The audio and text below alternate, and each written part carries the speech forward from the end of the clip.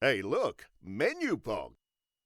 Beast shoulder pads. Yes, shoulder pads. I think you're going the right That's direction. Malphite, no? Hextech No. Malphite? That's That not is not Malphite? Malphite. How is that not Malphite, man? You can What see is his that? head. That is. I'll give you a hint. It's a Black Frost skin. Okay, there is Skarner, there is... No, is it Scion? Yes. No way. Congratulations. No, that's Malphite. That is Malphite. Unreal, He bro. has an axe. No, that's Malphite doesn't Malphite. have an axe. That's He the does only. now. The only thing that has changed. Fusion. Ha! It could have been Malphite, to be honest. Like, you put them together, and that's pretty much what you're looking at, right, Max? Oh, I agree. That skin is definitely a bit deceptive. Could definitely be a Malphite. Yeah, it definitely could. Now, of course, let's talk Kanga, let's talk Gravitas, but let's talk Kanga first. So, this team has had a little bit of a shift in terms of the mid lane. You got Fido coming in, and he's been doing pretty good work for Kanga, of course. Getting a good couple of games in. I wouldn't say, look, we've seen them hit their stride just yet, but Max, what have you got to say on them? I think Fido is actually quite similar to Chongi in terms of he doesn't really play by the same meta champion pool that a lot of the mid laners do, right? We saw his Cassio come out yesterday. He is known for playing these sort of more off-meta picks that he is comfortable with. He had quite a good showing on the Vex, though, so I think, you know, when the team hasn't been doing so well, bringing in a fresh face with fresh ideas can just be good for the whole team. Now, let's talk about Gravitas, because they're looking a little better as well. There's been a bit of a shift in the lineup multiple times, but today we've got T-Shen and Vixbert down in the bot lane. Now, Skimmy, tell me why you're excited about that. Well, I'm excited because they've retained the same set of 5 players all Super Week long. So, look, they took a risk in their game last night, right? They went for the Diana Kiana. It would work if it's from ahead, if it's behind, it's disastrous. Right? It's one of those games where you sort of live and die by the sword of what you drafted. But, you know, they've shown, both teams actually this week have shown really good performances against Chiefs. They've tested them. And you just saw what Chiefs did in their game against Peace. So you're thinking, if that's any indicator of who can try and take this one out, I'm sort of left undecided. So, look, all to play for.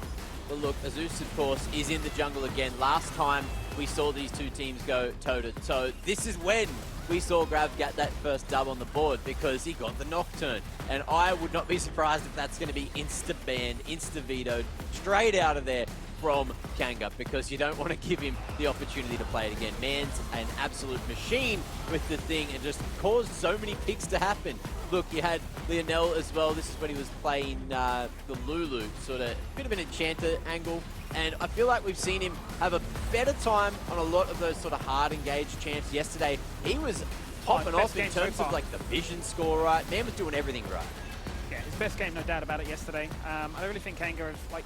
I mean, just look at the fact that they had a gold lead against Chiefs, right? It was looking all so good into that top lane dive where it then resulted in Chiefs picking up a Baron. They're getting leads, so if there was ever a chance for them to sort of show up and say, you know, 2 wins, now it's free, it's the closing of a Super Week, and you know, this is our lineup going forward. Now look, you've heard from us, now let's jump back into the past and listen to some Gravitas content. Hi, my name's Corby with Gravitas. Week 2 is Super Week. We learned something very important. Yasuo Diana, scary combo. More to make sure they still have the numbers advantage. The fight breaks out. Last one is dead. And they're stuck inside a pit. The dance continues. The main character goes in and jumps away with the most disgusting wombo combo. Yeah, ouch. But last week, some big things happened. Let's talk team stocks. Peace finally lost their first game last week. Therefore, team stocks down. Who did they lose against though? Kanga. Who did we win against? Kanga. So therefore, the game versus Chiefs today doesn't even matter because we're the best team in the league. I might be overdosing on copium, but even the casters last week slowly decided that they wanted a little bit of the Gravitas glory. Oh, Rusty! He is... Wait, what? Production did a funny. I don't know why Rusty baited us like that, but hey, slowly converting. Keeping on team stocks, Gravitas stocks are really down from losing last week, but I'm telling you guys right now, sound financial advice, buy the Gravitas dip. These stocks are about to go through the roof after the win today, and after the win throughout the rest of the week. We're versing Kanga on Wednesday, and now that is a freebie. Anyway, I'm back this week, hopefully going to bring back some of that lucky charm for the team. We're going to win again. I'm feeling it. The only thing that I am kind of scared of is having to take another shoey. I'm contractually obliged after every Gravitas win to dirty one of my shoes. with cheap goon. For all the Gravitas fans out there on the Hopium, we got you. The underdogs are picking up a win today. We're gonna win this one easy. I'm feeling it.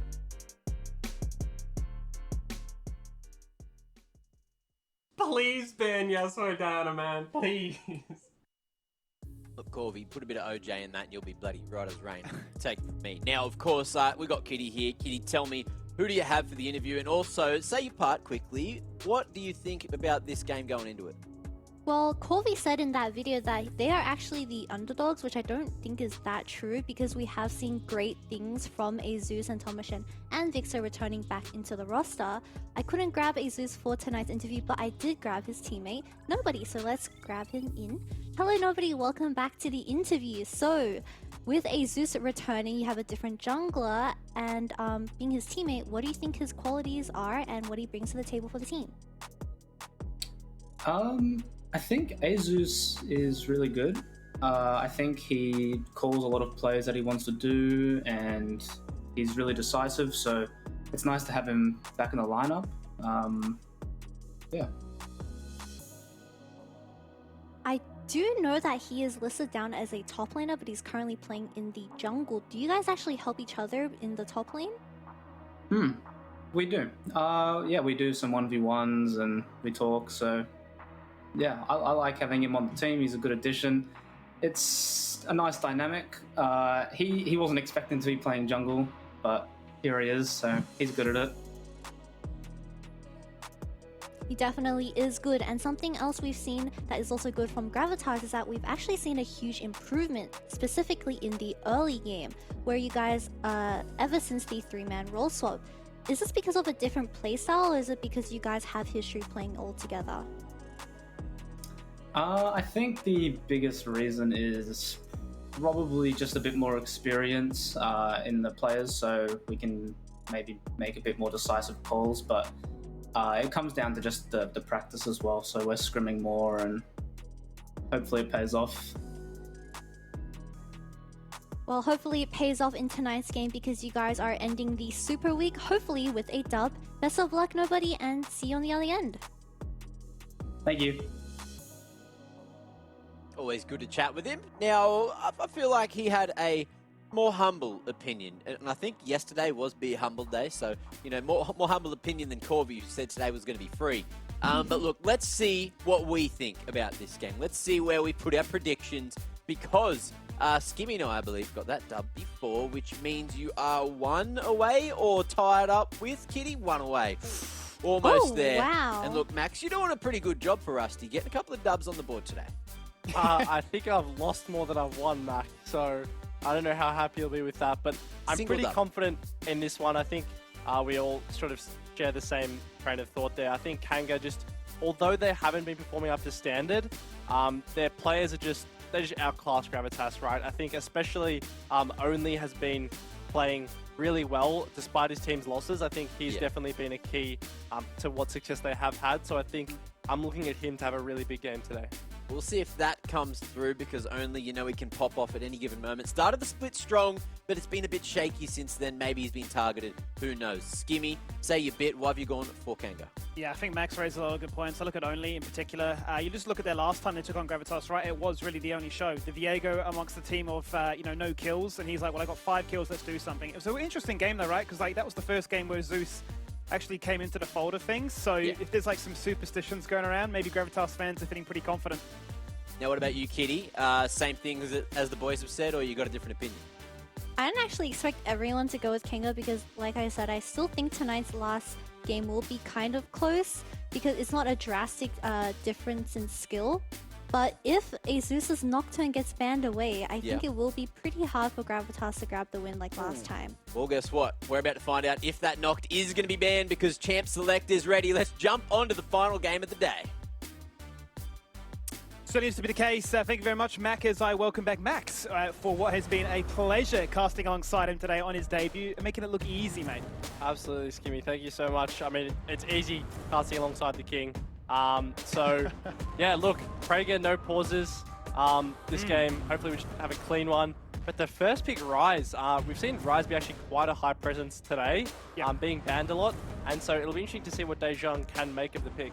Yeah, really excited actually. Seems like a bit of a different style of gameplay from Daejong. Certainly going to be excited to see how he can look to try and play the globals. Yes, he's played the Galio, so I suppose it's not all too different. But coming out the gates nice and early like that and saying 80 carry is overrated, just give me mid. Yeah, exactly. I mean, when you have so many 80 carries still available, it's definitely fine to just handshake it if you think there's another pick that's stronger, right? Because almost always you'll have a Phalios Jinx trade. So why not take it later in the draft and secure a pick that you think is the strongest? Is there any concerns though locking this one in? Because if you look at the style of how Gravitas play, you wouldn't imagine it's going to be a flex of a rise to the top lane, right? So surely there's ample opportunity now for Kanga Esports, Fido in particular, to find the best matchup possible. Yeah, absolutely. I think Fido's champion pool is quite good into Rise. Being a short-range mage, there is a lot of room to pick, stuff that outranges it. Or like he showed the Cassio the other day. That Cassio is a really fine matchup into Rise. If Rise ever wants to get into those spell weaving distances, you're going to be able to deal some damage. But Gravitas is saying, we don't care. We're going to slap the Caitlyn Lux bot lane. Looks like Fido's rapping in the corner there. I'm just trying to figure out what he's doing on camera. But yes, very valid point. Caitlyn Lux, impressively strong. Very, very strong. Excited to see what the spot lane of Gravitas can do with it. And Kanga have said, well, we're just going to jump on you, right? We're going to limit your vision. We're going to limit your impact. You're not going to be able to play the game if you're locked inside that Cataclysm. Yeah, absolutely. And I think the Jarvan is a really good pick here. Obviously only piloting it, so definitely has the potential to wreak some havoc. You have 3 immobile champions. The only form of mobility really coming out from the side of Gravitas is Caitlyn's E. So if you lock them inside that Cataclysm, you chuck some Jink rockets over the top, you chuck the Graves ultimate, there can definitely be a big combo coming here for Kanga. Calabanet Flash also going to be so important, as you say. I would love to see now Gravitas target some of those aggressive supports, just given how good Lionel looked in tandem with only yesterday, being aggressive, roaming as a squad and finding those initial picks. They're going to target Fido instead, which is also a fair shout, right? Make sure that he doesn't get too far ahead in this lane, but he has a very unique champion pool from what we've seen so far, already debuting a whole host of different champions that have not seen the day of light, so Vex would make sense. Yeah, so the main thing here I think the Gravitas are trying to limit is they're trying to ensure that Rise is always going to get pushed mid, right? That's the reason you pick Rise. He has a very easy time, shoving mid and moving. When you have a Caitlyn Lux, you want to make sure your team's going to be first to the scene if there is any action bot lane, right? Because if you have that Caitlyn Lux combo getting behind, it becomes very hard for them to play the game. So I think what we want to see here is an aggressive jungle pairing for this Rise to make sure that their Gravitas are comfortable fighting around mid and then translating that pressure down towards the bot lane. Bot lane will be targeted as they remove the fresh as well from Lionel, so no Lantern safety nets to be found here today. I would imagine that perhaps even a Time Kench once again could just be lined up here if Lionel's feeling comfortable about it. He's obviously got no shortage of those hook champions available to him. Nautilus is going to be at the top of the list here today. Yeah, it's a really reliable CC champion that you're picking, right? I think it's between that and the Leona in terms of just being able to constantly engage and lock down these champions. So definitely going to see Lionel looking for some aggressive opportunities, and he has sort of come into stride with these sort of champions, right? I think obviously there has been that adjustment period to support, but now him and Lemus are looking a lot better together, and I'm excited to see what aggression they're going to be able to put out. What the aggression and Gravitas going to look to try and put out, especially in their mid-jungle pairing, is running it back with another Trundle game. They've played a whole host of them, 3 games in their last 8 of this, so no doubt going to feel warmed up, prepped, ready, and understanding of what it can offer, but I'm going to showcase that as well. The final pick is going to be a Cho'Gath. So look, I mean, we've got meatballs, we've got bruises, we've got initiation tools to really serve all these easy kills for a Caitlyn as well as a Rise. Yeah, I mean, what these 2 picks signal to me, right, with the Trundle and the Cho'Gath is, okay, Jarvan, if you ever jump in, you're going to get Trundle ulted and Cho'Gath's going to feast on you, right? There's just going to be so much burst coming to this Jarvan, who's meant to be the tanky one. But, Fido picking up the Corki, a really nice scaling pick, and actually has the potential to be quite annoying and outrange a lot of these champions on the side of Gravitas. Yeah, I think that was the big one for you, right? Is looking to try and punish this Rise in that laning phase, and certainly Corki once level 6 and onwards is going to do that. But also, I know it's a bit of a niche situation, but I just love the idea of hitting the package on top of everybody locked in place with that Cataclysm, perhaps even the depth charge. And, it's just the Barbie, we're phasing out of summer, but they're going to get cooked. Absolutely. Absolutely, Skimmy. So I think what we're seeing here is the onus is on Gravitas to get stuff done early.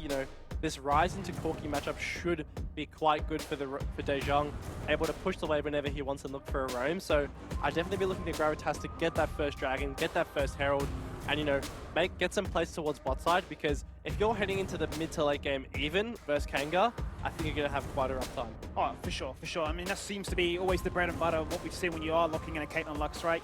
You're doing it to bully them out, you're doing it to be aggressive, you're doing it to harass, find trade advantages on HP, on potions, and ultimately mean that you've got in with play advantages, item advantages mid-game. It isn't a burden anymore. You don't have to really worry about that core key for a very long time. Let's see, though, if the plan goes ahead in that same fashion.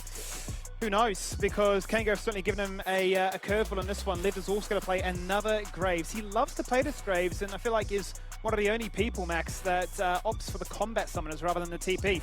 Yeah, he has been known to rock the exhaust a lot of times. I think this is probably the game where you do go teleport. I don't think there's a combat summoner that you're really looking at to be super effective here. We will see once he loads in, but against the Cho'Gath, against that sort of Cho'Gath channel topside, you're really just looking to farm, right? I don't really think you need the exhaust for anyone. There's no one really diving in, so we'll see. And there it is. Yeah, okay. There it is. TP confirmed. It's a battle at the bottom of the table. Only 10 games remain of the LCO Split 1 season. And if there was ever a chance to try and make your bet towards playoff, it needs to start happening now. Let's bring in the coach from the side of Gravitas, and welcome back, Coach Mystic, onto the broadcast. Evening, guys. How you doing? Very well, very well. Well, I have to ask, you know, it's been a great week for you overall. Yes, the results don't obviously replicate that, but, you know, your game against Chiefs looked fantastic for moments in it. I suppose easier said than done, but how do you, you know, aim to replicate that on a consistent basis? Yeah, I mean, we're definitely getting better in the department of consistency when I'm not screwing them in draft like I did yesterday. So, so that one's on me. But yeah, I mean, overall, really solid showing against Chiefs. I think we're all happy with how it went, even though the result didn't go our way. And yeah, just continuing to improve day by day, and eventually they'll come out our way. Yeah, I mean, talk to me about this Rise pick as well. It was so early on into the draft. We know what Dejong brings to the table. He's really impressed us as a rookie. Given that this meta has been so centric around locking in 80 carries, why that decision? Without giving too much away, we wanted something that could get us mid-priority so that Dejong can try to transfer his advantages to the rest of the map. So hopefully it pans out for us. I think we're set up well from draft here, so it's just on the boys to execute now. Let's see if they can. I wish you boys the best of luck. Thank you very much. Appreciate it, lads. Have a good one.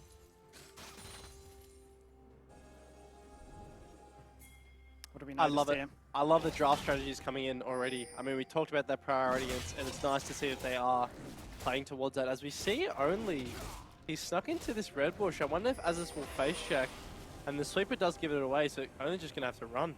Yeah, it's going to be a full reset on that leash of the red buff, but Only's not going to give that one up for free. The lane is obviously locked in place. They don't want to give up any CS either, so they're just going to bash heads and be bullies in the playground. Yeah, I mean, this is really weird because you'd be expecting Gravitas to get prio in mid, but Dejong is like half HP and the wave's under his turret, right? So he's obviously done some sort of weird trading that means he's not able to get the move, which I was a bit worried about there. Only was looking like he could get the hover from Corky and could get that. But is going to go back to normal, with the exception of Gravitas, you know, not having prio in lanes that they probably should have. Let's see if that has any after effects in this game, or if it's just a blip on the radar. As it stands, though, down to bot lane we look, and we look to see how Lemus and Lionel handle this one, because that's always the one of great interest, because we have seen when Caitlyn's don't get ahead with these plates, with these turrets, the mid-game becomes a little bit awkward, right? The first item advantage for a Jinx then becomes that much more problematic. There's the hook, the passive, and the chompers afterwards. Instant cleanse from Lemus. Damage on the Vix, but he's been ignited, but in comes Ursus with the Trundle and a pillar. Where are you running, Jinx? Because you aren't going here, you're going to flash away, but now your jungler's coming in. Only can he salvage anything. No, he can't pick up Vix, but that's tragic. That hurts. And Gravitas will claim first blood.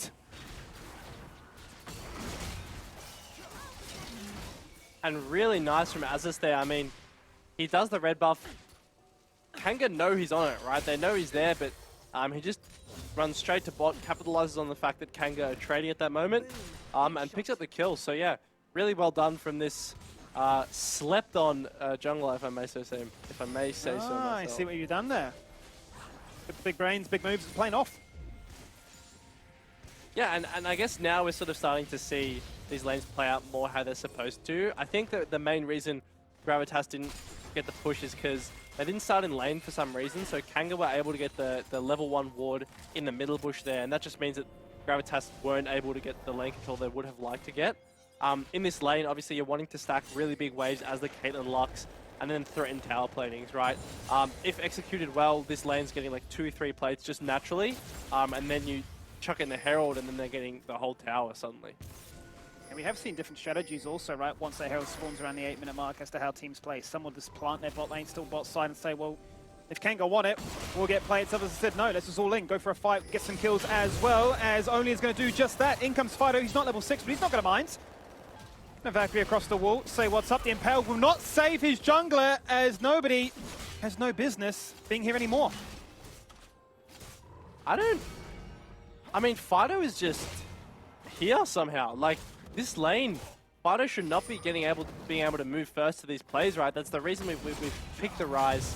But somehow he's always there at the right place. So yeah, huge kudos to Fido in being able to influence this early game. And if you're thinking of a champion which is looking to try and accelerate the late game, well, if he's having his impact already, you know, you're starting to get a little bit worried, no doubt. Gravitas only 5 minutes into this one, thinking, well, how have we found ourselves in this hole? Are we now just fully reliant on this bot lane to try and carry us into some mid-game tempo?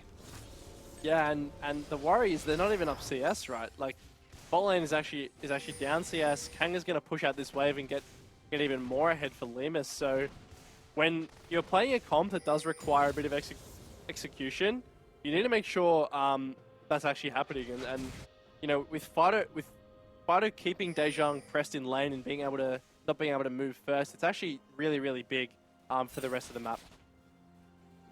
Certainly is. They're going to feel those benefits as Liv will pick up that kill topside and continue to be a bit of a bully in this one. We'll get to see what build he goes for this time. As for Kanga's bot lane, they're going to do their very best to try and slow push this one back, return it to Gravitas. But Only is going to poke his head into top lane. Now, he doesn't have ultimate. Yeah. He's a world away, but they've got kill pressure. Nobody. He's going to try and hit the flash. No! The collateral damage did not connect. It's a good flash. So the kill doesn't go down, but nobody is still going to be denied that entire wave, right? Which is really the main thing. Graves is going to be able to pick up some plates as Azus. Oh, just out of range of the binding. The Chompers might just save him. Now, they're going to turn around into Lemus. They have caught him. They have confirmed it. Second kill for the Caitlyn. Lovely. That was a really lovely binding from Vixpa there. Thought he was out, but the Lux light binding comes through and gets it. And now they're going to get the drag. So we talked about it, Skimmy, before the game. Getting these early drags, getting these early objectives is really important if you are Gravitas, and they're doing exactly that. Certainly will be, you know, that much easier to secure, right? Once we start to group up with the Trundle, with the Smite, with the Feast as well, if they decide to opt for that and say, you know, what is your decision, right? Teams, time and time again, we see this happen when they group up. Well, we're going for the fight, we're going for the objective, and if they are very much on the money, then they can guarantee a very early soul point. That's the first Drake. It's an Infernal one. And I wonder if Lionel knows he's going for the hook. Okay, that's it. Yeah, no backup. No backup, but he knows. He's just being a bit of a nuisance, you know, stopping his base, ruining his tempo a little bit. But Graves already has the hull breaker. We're at almost 8 minutes, and he's already completed that. So what was a really punishing lane already for the Cho'Gath, I mean, it only gets worse from here. It really does, right? And Bramblevest is going to help for the meantime, but for how much longer, right? He's got away with the storm. Nobody's done a fantastic job, you know, as an introduction into this team, as you know, playing that role, right? Absorbing that pressure, holding his load, and contributing later on in the game. But as it stands, it just means that Liv can push for free under no real threat, can group up if his team requires it. Obviously doesn't want to, would rather split push with the Hull Breaker, but guarantees the first Herald will be theirs. Yeah, so losing the Herald obviously hurts if you're Gravitas, but I do like the response from Azus and the rest of Gravitas, you know, running down towards this bot side, trying to split the map and deny the Jinx as much yes as possible. Lemus should feel a bit scared about standing up for this wave, so you can already see how far back he's having to stand. Completely zoned away, and this is what you love to see, right? If you are going to play this kind of bot lane, then you want to give them that emphasis of playing towards their side of the map, giving them the plays, giving them the goal, giving them tempo, because this is what Kanga do otherwise. They're going to gank your top laner, and you can feast, but you will be devoured. Yeah, and it's rough for nobody, right? I mean, you are picking the Cho'Gath to be weak side, but Here's a play. Kanga, yeah. Ooh, just out of range, Realm Warp. Close. And that's actually really big. Like, I know it looks just like, okay, we got the flash and we're out, but look how much Kanga are getting on the other side of the map, right, as it only almost dies to the turret. But Liv's going to get 2 turrets, right? This Graves is so accelerated. Corki's getting mid plates, and Skimmy, this is actually a really big sequence of events for the side of Kanga. It really is. I mean, yeah, as you rightly point out, you're thinking in isolation, Gravitas making a play. Sure, Daejeon doesn't get the kill, but they're going to zone them away from this turret, which should fall down. Kanga continue to trade. It's a 2-for-1 special. And Zeus is still here. Forget about farming camps. I'll continue to fall further and further behind as long as my bot lane gets accelerated. No! Vixper! Just out of range. That's illegal. How's that happened? He's still alive. He's just sidestepped it all. I mean, Linnell, you madman! What was that? Okay. Wow. Okay, talk about confidence. I mean, you don't get more stylish than that. If that connected, that'd be a pretty sick play, but unfortunately, hit straight into the wall. So Gravitas are making good on their plan to punish this bot lane. They are going to break the tower now, and Thomas Shen is actually quite accelerated with all 4 kills from the side of Gravitas going onto him. Yeah, he really is. And obviously we've seen very different game plans come out in this game, right? Liv going topside and getting fed. Caitlyn getting fed instead. That's what happened mid though. He's got flashed. Saving it for the next game. Yeah. I think he maybe thought that he was just going to be able to sidestep some stuff. Just not respecting the damage that came out there. But look, if you're Gravitas, sure, you've had a bit of a setback and the side lanes are going to be hard, but your overall game plan of having this sort of Caitlyn Lux run the map hasn't been too wildly disrupted, right? Like, as you can see now, they have gone the bot turret. They are going to be able to flip up to the mid lane and start pressuring here. So overall, it's definitely not the worst case scenario for Gravitas. It would seem weird, right? You say that in independently of what you're looking at on a scoreboard, and you think, well, how's that the case, Max? You know, it's a 4-0 Caitlyn. Surely the game plan's going brilliantly for them, but it's just the case that Kanga have also been performing. Yeah, and I guess the main issue is that the champions that were expected to come online later in the game, like the Corki, like the Graves, have actually been really accelerated, right? So now you're looking at a Graves who can actually come to fights now and be strong, and the same can be said with the Corki, right? So I think that Kanga have sort of accelerated their carries to a point where they're sort of defying the usual scaling expectations for these champions. Still lagging behind though, even if he is scaling, you can see the gold is really a battle between the Graves and the Caitlyn at this stage. Who can split push better, or who can team fight better, as they will plant their their bot lane in the mid to farm another turret, claim some more plates for the next 2 minutes that do remain in this game. Only though, however, he's going to get himself deployed into the river. Look at the second Drake as a bit of a skirmish take place in the mid lane. You have to imagine that an Impale must have landed there from the Cho'Gath for them to go into that one. They're still not giving this one up for free. And look at the top wave, Skimmy. I mean, while all this is happening, look at how many minions Gravitas are losing. They're already 2 levels behind on their top laner. As Kanga are going to start with this dragon. They're just trying to tap into some Tapoon magic of game gone by. He's going to try and hit them with the 1v3, flashes across the wall. Nice realm warp. I'm gone. It's a package onto an isolated Caitlyn. Where's Caitlyn going? Oh! 2 rockets. As another kill's coming down to Liv, but yeah, that was just, he was absolutely caught in the crossfire there, Thomas Shen. You dodge one way, you get hit by the Corki, you dodge the other way, you get headshot by the Jinx rocket. And all in all, just Gravitas not willing to cut that dragon cost them in the long run. That's huge. I mean, that is really huge. You are banking all your bets on this Caitlyn for carrying, but just isolated. You know, the rest of the team go hunting. Alone Caitlyn goes, guys, where are we going? Oh, it's so funny, actually. Just the Jinx rocket coming in after he thinks he's safe. Bit of a trek there for the Graves to go around. Ultimately, the game of hide and seek worked against him. Falls on down. And whilst it's a tied game in terms of kills, 5 for 5, Limas is just going to clinch that final plate, as those do now disappear. But they are building up a lead. They've got 3k gold ahead. Yeah, and I'd actually love to see the gold on the AD carries right now, because I think that you know, Lemus was quite behind, and we can see now he's only 300 gold. So what was a 2,000 gold difference between the 80 carries has been brought back to 300. Shout out to our observers there. Thank you for bringing that up. But like, you had a really fed 80 carry, you had a really accelerated Caitlyn, and now the Jinx is essentially on even footing. So what point of strength are you playing through now if you are Gravitas? And that's the concern, right? If that mid game now becomes a little bit awkward to try and navigate, yeah, where do you find yourself? You know, what are these breakpoints of mid laners coming into effect and saying, now we run the show. It's not about these 80 carries as much. Level 11 is there for the Corki. Big breakpoint, no doubt about it, but still buying time, right? Tier needs to be complete, still a world away from that. Obviously, you can't discredit what the Rise can bring to the table late game, but it's the range component, right? Absolutely, and look, if you get this game going to late game, having those Corki rockets, there's just nothing that really Gravitas can do. As cheeky Herald pickup under the nose of nobody.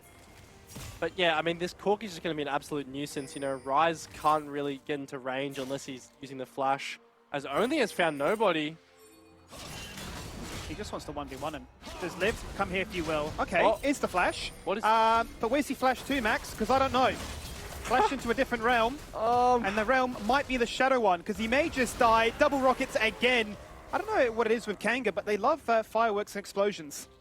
He did the definition of out of the frying pan into the fire there. Like, he flashes out of the Jarvan ult, but then he's stuck in blue buff and he doesn't have a flash. So, I mean, just a great pick from Only. Like, I definitely wouldn't be expecting, if I was nobody, an enemy Jarvan to be there. But now that opens up this potential to drop the Rift Herald mid and break this out of tower. Free time's already gone, and this will be a fourth for sure. And all the avenues of which Kanga can now look to exploit. Nowhere on this map is really becoming safe. You can look at the vision control as well. And whilst it is pretty advanced at this stage for Gravitas, it's going to have to be very defensively minded, given that another Drake is up in just under 90 seconds. It'll be very hard to leave your side of the jungle, your side of the map, really, to contest. Yeah, and this is one of those situations where I'd love to see Gravitas try to trade something for it, right?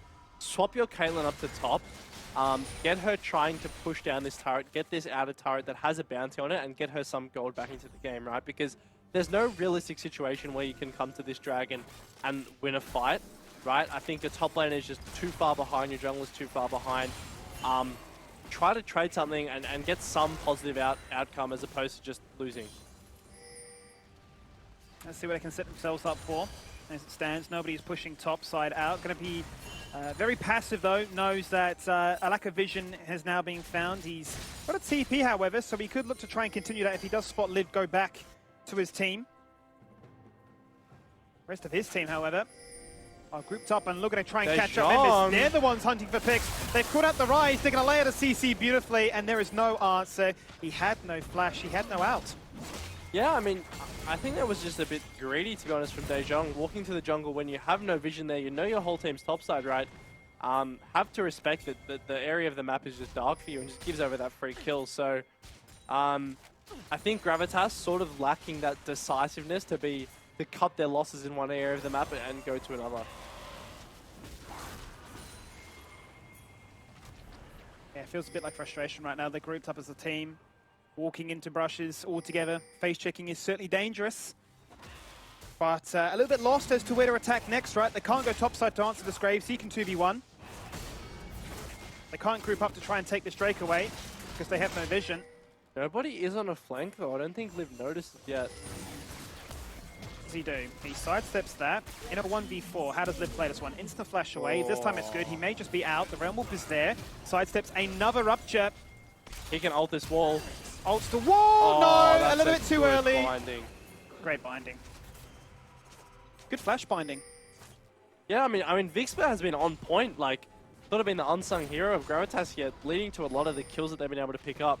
But you know, Kanga and Fido especially, like, he's got the loot and he's got the package available, and he's almost got his upgraded mana mune. It's a very strong Corki. A huge Corki. Back to base he goes. No doubt sitting on a whole chunk of change, ready to convert that into another item. Can't be as advanced as he was there, because we just saw what the Lux can do, so we'll respect, we'll you know, back away and live to fight another day, but as far as map control goes, Gravitas are slowly wrestling things back. Yeah, and this is exactly what you have to do. You have to hard commit to taking a quadrant, right? You can't just be like, oh, we're going to drop some wards for this objective, we're going to drop some wards for this objective. You just have to be like, you can sort of see in the red side jungle of Gravitas, right? Kanga have been very committed to dropping their wards there, and it's sort of lit up like a Christmas tree, right?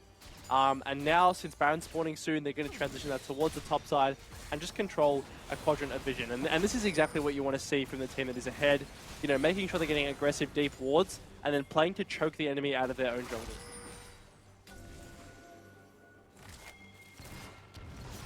Nobody pushing bot side once again. That is going to be answered by Fido. Both do have TP, so certainly can group up.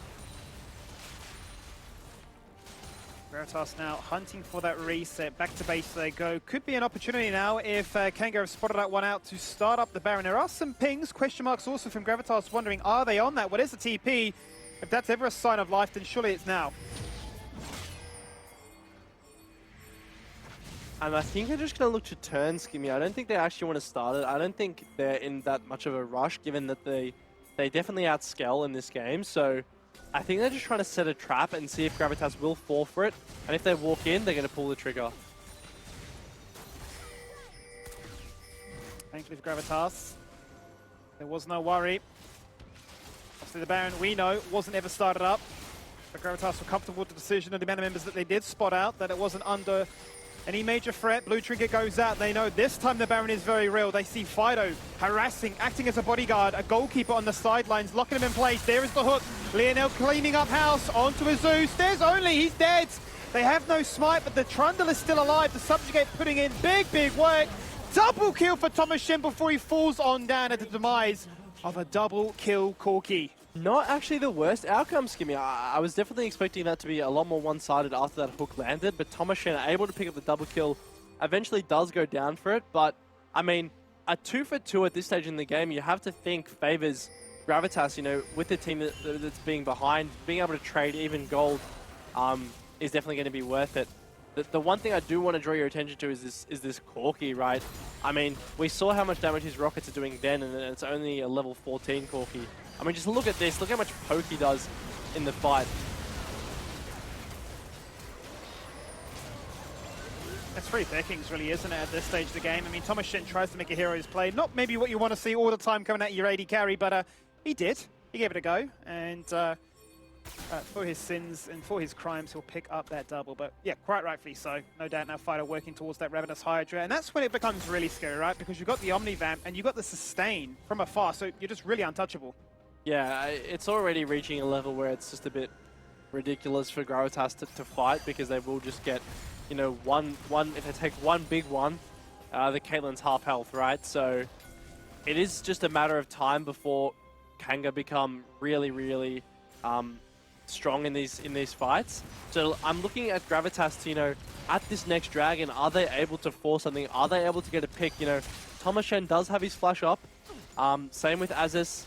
So it's not the worst time to fight, but they need to make something happen soon. What would you like to see, you know, in an ideal setup here for Gravitas? We're looking at vision control, so a flanking Cho'Gath Trundle is all about the realm warp, just, you know, cutting the fight in half. I think having a clean front to back is what you want. Definitely getting early vision control, you know, having that Caitlyn, having that Lux. It's actually really hard to walk in for the enemy team versus those champions, right? You have those traps set up, you have those light bindings, but Kanga lives on a bit of a flank here. Shouldn't amount to much. And we're going to see it again, Skimmy. It's happened so many times tonight. Gravitas wanting to get this dragon, but Kanga just saying, no, we're going to start the Nash. And they're blind again, right? It's only nobody who has a slight inclination that they might be on this one. Once again, the blue trinket reveals it. The face check comes across, instantly pinging away. Forget about the Drake, it's not important. The Baron has been started. It's getting low. Out goes the hook once again. Depth charge connecting onto 2, actually onto 3. And yes, they'll die, but both the AD carries come into life. I call it a Corki because it certainly is, even if it is AP itemization, but they have stopped the Baron again. Yeah, and time again, Gravitas are actually just doing what they need to, right? I mean, they're going in, and sure, they're dying as well, but a support for support trade isn't the end of the world by any means, and at the end of the day, they're able to go and pick up this dragon, so I think Kanga are definitely fumbling the ball a bit with the lead that they have. One more time. It was a little bit like Daft Punk, you got a blasting in my ears. That's what they're going to do in this game. The Baron just continues to flirt with him. I mean, this one's risky, Skimmy. The Nautilus and Corki are a bit zoned off. Sure, Corki has the package, but... Oh, there we go. Yeah, he's zoned away Daejong. You're not going around Whoop, you're not flanking my team. I'm just going to die for it. The shutdown goes across to nobody. The Cho'Gath will die in the process of it, but it's going to trade out 1-for-1. Romeo and Juliet, here's the love story. Here's the kill exchange. Thomas Shen, what are you doing? He's dead again. Liv may now just look to run them down as Lionel serves them on a silver platter. There's a hook, there's a kill, and there is a target for you to take down. It was just a very nice start from the side of Gravitas, you know, getting that initial pick onto Fido, but Thomas Shen just getting too hypey, you know, Gale forcing forward to his death yet again, and giving over this Baron, Skimmy. I mean, Corki Jinx sieging at your turrets with Baron, it's really hard for Gravitas. Certainly is very hard, and this Baron is gone. Quick checking with some of the damage numbers from that last team fight. It feels like an even proportion, really, from across the board on both teams. Yeah, and I mean, Fido did 3,000 damage, but he died like at the start of the fight, right? That just speaks to how broken the package and the rest of Corki's kit are. Just one binding, a feast, you're dead, but so am I.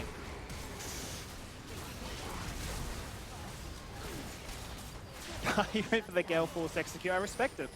I do as well, but I think it's just a messy fight from Gravitas, and you know, when you have the Cho'Gath, when you have the Trundle, you really want to be taking fights front to back, right? The Cho'Gath and Trundle will almost always out-tank the Graves, and oh wow, Lemus just absolutely machine-gunned Vixper at the end of that fight. Yeah, from rocket launcher to the big rocket, right? A big case of whose rocket is bigger between this and the Corki, and well, I tell you what, level 16 is literally there, 2 minions surely. And Fido's got it. And then we are loading up that artillery and waiting for a nuke to be dropped in this game. Yeah, so an interesting adaptation I think we could see come out of Nobody that would be quite good is the Warmogs, as Daejong, Liv doesn't know he's here. This is clever. This would be a good pick. This would be a good opportunity for them. There is no shutdown gold there, but that's 4 members coming together. And Liv has just been lost in the Bermuda Triangle. Yeah, I mean, that's exactly what we want to see, Skimmy, right? I mean, it's when you're behind, you have to go for these creative angles, and Daejong just finds the push campers. Only's going in. Only says that's not a disengage angle. We're going in. It's 4v5. I do not care.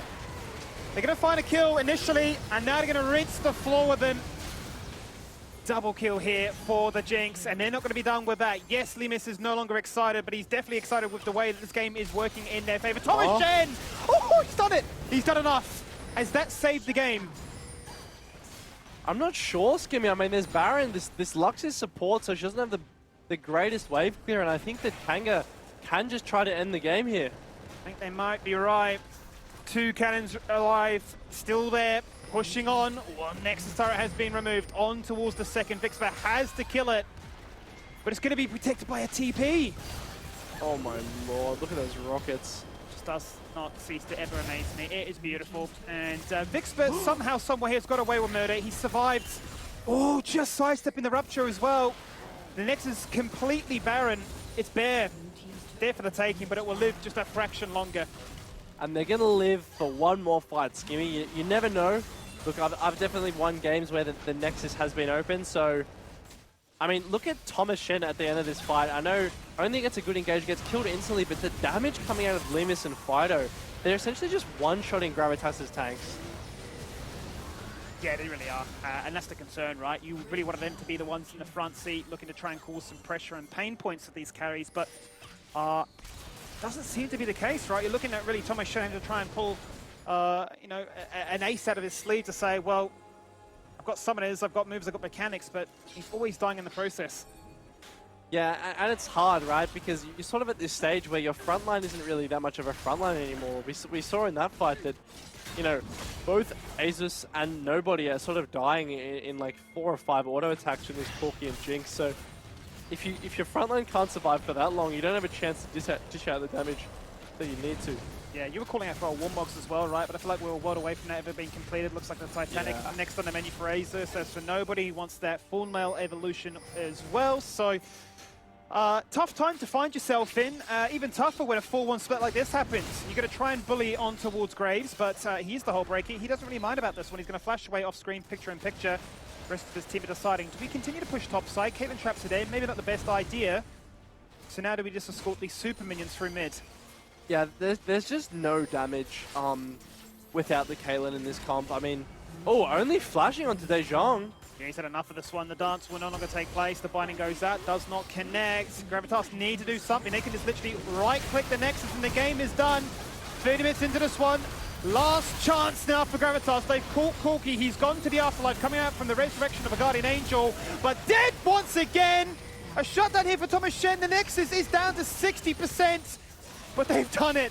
No one from Gravitas has died, and they might still be hunting for more around what really is going to cut off any point of retreat. And they're going to split apart. Lionel also just going to flash away, and they've only got away with it. Look at this minion skimmy, though. There's so many super minions, and Trundle can't really do anything, so the rest of Gravitas is going to have to come back and do it. Oh my, we're going to see a base defense game for sure in this one. Confusion in my voice as that play tapers off, because this really is a scene to behold right now. 2 Drakes apiece. 5th one of the game. That's going to be solid out here by only. But let's run it back in this fight, because when Gravitas had the clutch, they did. Yeah, I think Fido goes a bit too far forward, so, leaping in. And as soon as you die versus Caitlyn, you're essentially dead for good, even if you have GA. Because, she puts the Caitlyn traps down. Whenever you revive, you're just going to get headshots straight away. And after Fido and Liv go down, there's enough damage on Gravitas to sort of threaten the rest of them back. So a good, definite response from Gravitas to this push from Kanga. I'm just wondering whether they'll be able to hold it on the next effort. And that is the question, right? Because, let's not mince around with the facts. Triple inhib has been taken, and it's an exposed Nexus. So, I mean, 1 deep ward, a TP backdoor, it's definitely possible if it ever had to go down to that extreme. We love a couple backdoors in those, don't we, Stewie? We certainly do. And Fido has the package here. I mean, he is just... Look how strong he is. I mean, 1 rocket just half healths the Dejong, and Nice Guy Liv is going to tank the Caitlyn ult for him. All that's left for Kanga is really to just run in here and hit the Nexus. Yeah, a little bit tough now for them though. The 6-member will be those minions coming on through. The super minions will AFK the fight and bash on towards that final structure. A respawn in mid lane, but that's not going to save them. Liv is looking to try and lock them all in place in the meantime. 1v4 he goes in, holds their attention, and holds his nerve. Final spark for what might be the final moment in this game as the Cataclysm comes out, locks in place 2, and your tanks are gone. Liv will take out the Caitlyn, and Kanga will take out the win. And that's it, just a much more patient approach to ending, and they're going to take it out. It took them a lot longer than I think most people would have anticipated, given the state of the game, but eventually closing out what is a much needed win for Kanga. Much needed, and a very different story to their game last time up against Gravitas. That's going to tie to things, at least the head-to-head, as 1-1. And that should certainly make their 3rd and final meeting in the weeks to come that much more important. We've got a lot of interesting narratives now to follow, right, with the teams battling out for the 1st seed, for those looking to try and grab yourself an upper bracket contention, but also that 5th and final playoff spot. Absolutely, and I mean, Kanga with a very clean win today, I guess, telling the rest of the league that, hey, we had a bad start to the split, but we're not counting ourselves out for playoffs. We are still trying to be a strong contender for that 5th spot. And you wouldn't put it past them, would you, Mac? I mean, looking at a game like that, they certainly gave us a few moments where you're thinking, what's going on? But for the most part, clean. It's one of those games, you could say it's clean, and I don't know if that's the word I'd use, because there was a lot of mess going everywhere, especially towards the end. It was just like they were trying so hard to finish, and then it was like, oh, are they trying hard to finish? Are they just hunting for a few kills? What's going on at the end? But it did inevitably finish in favor of Kanga. So congratulations to everyone. I think it may be one of the first times we've all got it right, except for maybe those first couple of weeks. Now, big game coming through. Liv, this has to be his best performance so far. I feel like every other game, he looks like he's starting strong, and then something goes wrong, and then something keeps going wrong, and then Kanga just seemed to have a whole lot of issues from that top lane. So it needs to be pointed out. Another thing is, from the stats, man, 1,286 damage on first strike from Fido, 967 gold gained from the Rune, and Manamune did 3,223 damage. Ludens did 2,407 damage, and he was 3k gold up on the Jung. So really just destroying him in that mid matchup, which we did have a look at earlier. But look, Fido, he was definitely a key to success for them today, Skinny. He was, and I think Max brought up a really good point, right? Because like that's not how it should have looked in the early stages. You've drafted this Rise B1, right? Looking to try and give yourself all the control of the map, but you've got a Corki at level 5 rotating to a play first in your own jungle. So head-scratching moments. He himself not respecting sort of the laws of League and sort of rewriting how it should be played out. And a big reason, a big driving force behind why they won overall. And Rusty is saying illegal League over in Twitch chat. I've seen him. He might have been molding, he might have been just having a good time talking to all his friends. I don't know. It's his day off, so we can't judge him for doing whatever he wants, right? Now, no Soul came in this game, and Gravitas, there was a few moments where it looked good, but it just felt like positioning was off. It seemed like, even though Vix, he was hitting a lot of the bindings, right? But then it seemed like the chemistry between him and Thomas Shen just sort of wasn't clicking, because every other time we've seen this Caitlyn Lux combo work in, or even come into the Rift, right?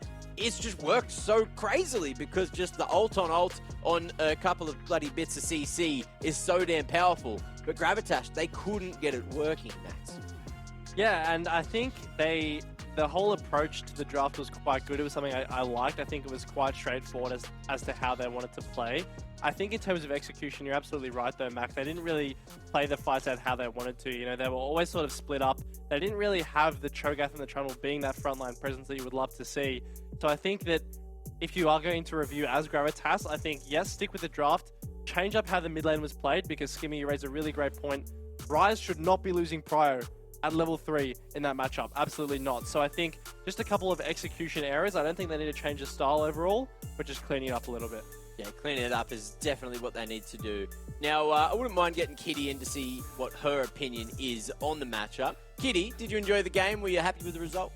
Hello guys, I was enjoying Gravitas playing just the monkey defense tower game at the very end, because they did have an open base, but I felt really bad for Thomas Shen because of the League of Legends introduced the bounty system where the player with the most kills have a huge bounty on their head, and once you give that bounty away to another carry, that's basically GG, and that's what happened in that game. But someone who grabbed a convincing win is Fido, so let's bring him in for the interview. Hello Fido, congrats on the win, wrapping the week with a dub, and welcome back to competitive. How have you been adjusting to the pro lifestyle again? Thanks, Kitty. I've put a lot of work into trying to get good at fundamentals, because I think fundamentals is what carry you when it's a stressful situation, because all these other things get in your head, and yeah, you just got to have really good fundamentals. That's it. I think that's why I struggled in the first couple of matches. Well, I really liked your Vex performance. I think it was really aggressive, and that's what Kanga actually needed. But speaking of your earlier games, we've actually seen a clear improvement from the team since your recruitment for the LCO. How have you impacted the team bringing on this much experience as a player?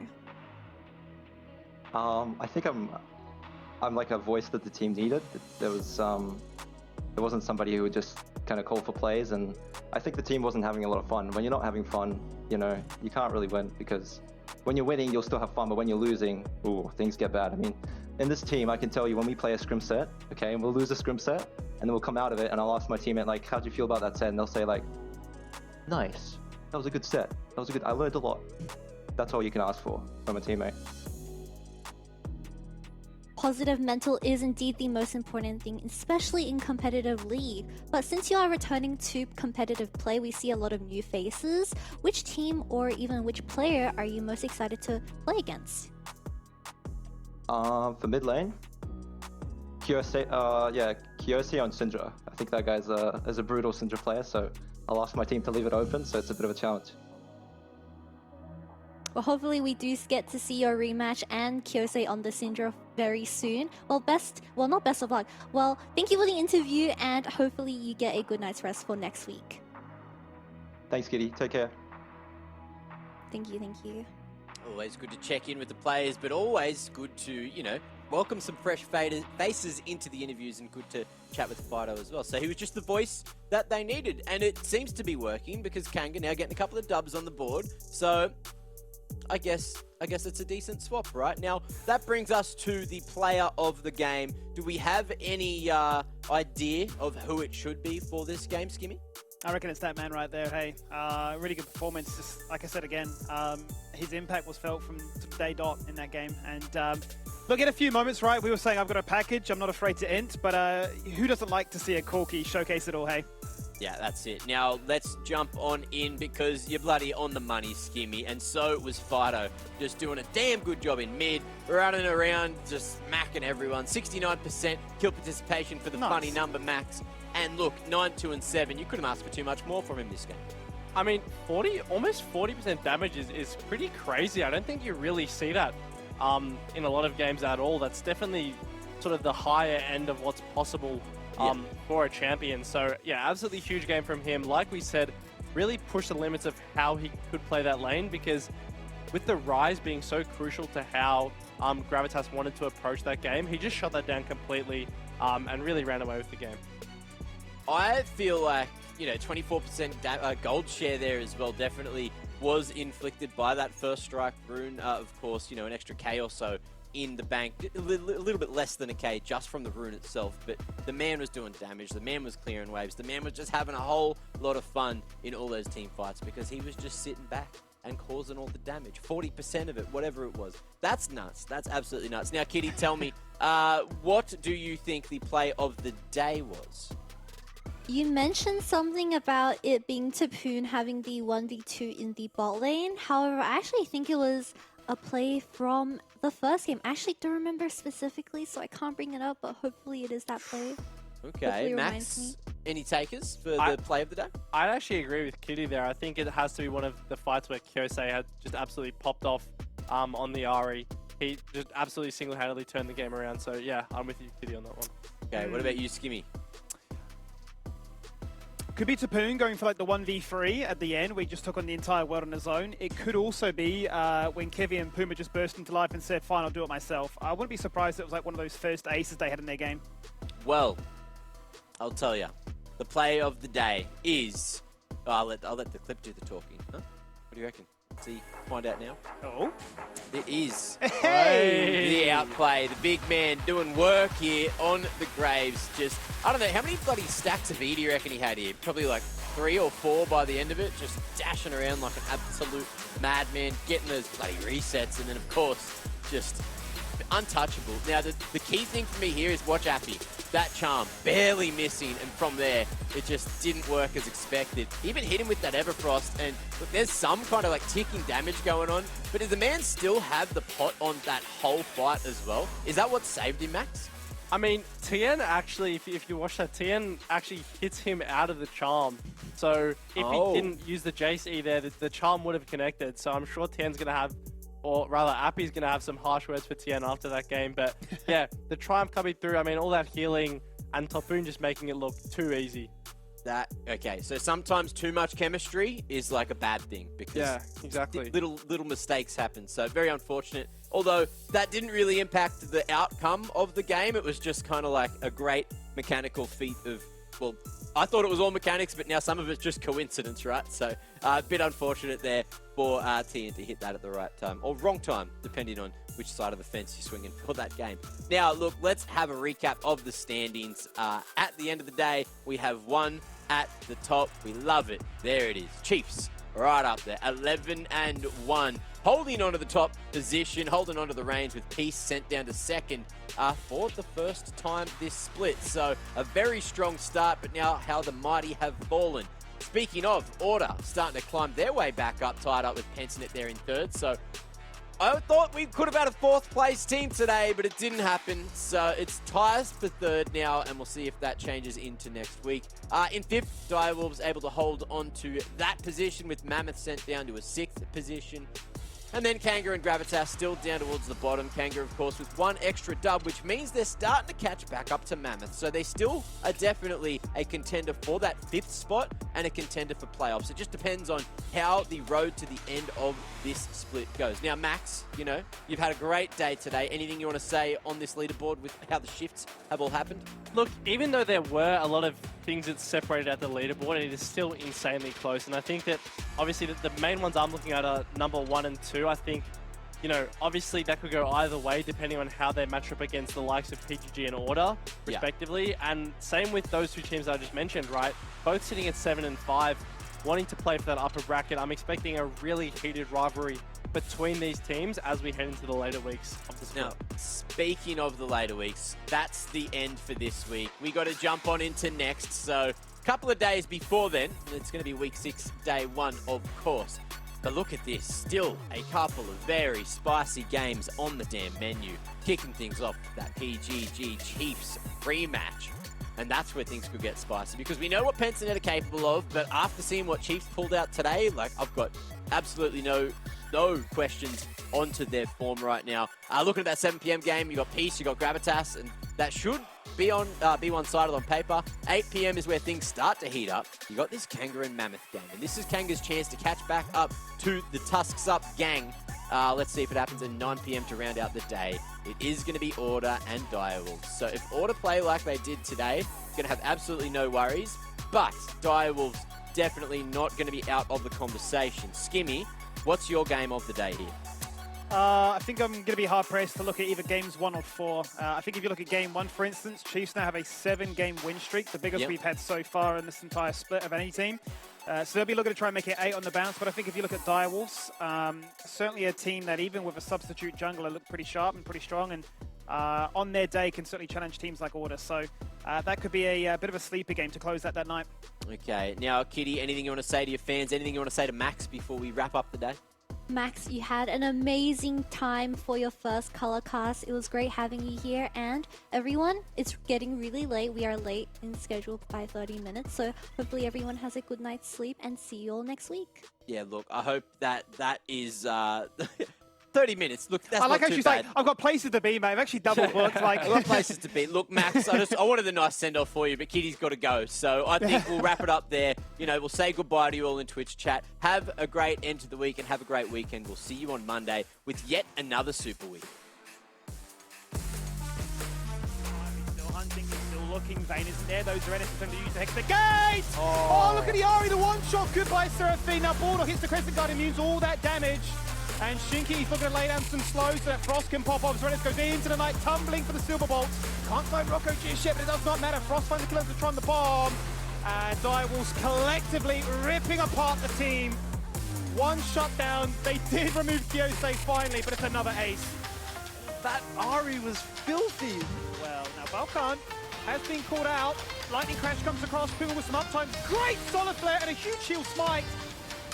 Oh, it's been stolen! What a fantastic steal from Puma. Well, the CC is too strong so far. Firetemper on the flank, keeping them honest, keeping them keen. Praetor going to find that kill, removes that kiss again. Once again, no Undying Rage is used.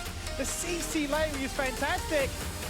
He's got the white and the green, he's hit the Moonlight Vigil, he's got the range from afar, he's going to get collapsed upon. A fantastic shot from Kevy. Wipes the floor with him, giving them a double kill, giving him a triple kill actually. Damage onto Raid, big damage onto Devour, denied again. Draku don't miss.